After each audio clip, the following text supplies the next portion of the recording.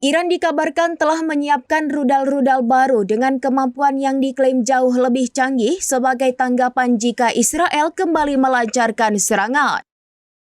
Menteri Pertahanan Iran Brigadir Jenderal Aziz Nasirzadeh menegaskan bahwa dalam skenario tersebut, Iran juga akan menghadapi keterlibatan Amerika Serikat. Mengutip Tasnim pada 21 Agustus, hal itu diutarakan oleh Brigadir Jenderal Aziz Nasirzadeh dalam pertemuannya pada 20 Agustus 2025 waktu setempat. Ia menyebutkan bahwa rudal-rudal baru tersebut telah diproduksi dan siap digunakan andai Israel kembali melakukan petualangan militer.